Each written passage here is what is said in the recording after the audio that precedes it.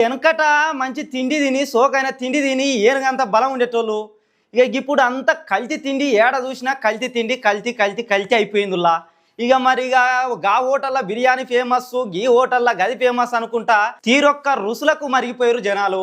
ఇక మరి అందులో ఏం కలుపుతురు ఏది కలుపుతురు అనేది అవన్నీ ఎరకలేదా మనకు. మనకు ఒకటి రుచి ఉంటే చాలు ఏదైనా తింటాం. మరి ఇక హోటళ్ళలో చేసే బిర్యానీలకు మన ఇంట్లో చేసుకున్న బిర్యానీలకు చాలా ఫరకే ఉంటుంది. ఇక మరి ఆ హోటళ్ళలో ఏమేం కలుపుతారు ఏది కలుపుతారు ఎట్లా కలుపుతారు అనేది మొత్తం కల్తీనా. ఇక మరి అందులో కలిపే మసాలాలు మరి ఆ నెయ్యి ఇక తీరొక్క దినుసులు అన్నీ కల్తీవేనాయి. ఇక అందుకే కావచ్చు కల్తీ తిని తిన నీకైతే ఈగలు జ్వరపడ్డాడు జ్వరపడతారు ఆ హోటళ్ళల్లో. ఇక పానీపూరి బండి కాడ అయితే చెప్పరాదు. ఇక చిప్పే పట్టుకొని చేతులు ఆగే తొడ ప్యాస్ దాలో అనుకుంటా వాడు ఏమేం కలుపుతాడు ఎట్లా కలుపుతాడు ఆ చెయ్యి ఏడేడా నువ్వు ఆ చెయ్యి పవిత్రం వాడో పవిత్రం.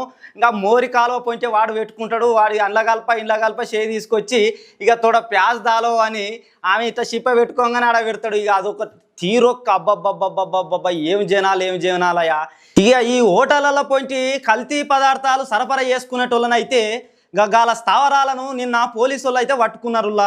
గిట్లా కల్తీ పదార్థాలు తయారు చేసేటోళ్ళనైతే 52 మందిని అరెస్ట్ చేసిర్రు. ఇంకా గల మీద 46 కేసులు అయితే నమోదు చేసిరుల్లా. ఇక దగ్గర 7,000 కిలోల అల్లం వెల్లుల్లిగడ్డ పేస్టు, 575 కిలోల నెయ్యి, 35 కిలోల పన్నీరు, ఇక పసుపు, ధనియాల పొడి, బిస్కెట్లు, ఐస్ క్రీములు, ఇక తీరొక్క దినుసులు అయితే కల్తీ చేస్తుండగా గల స్థావరాలను అయితే పట్టుకొని అరెస్ట్ చేసిరుల్లా.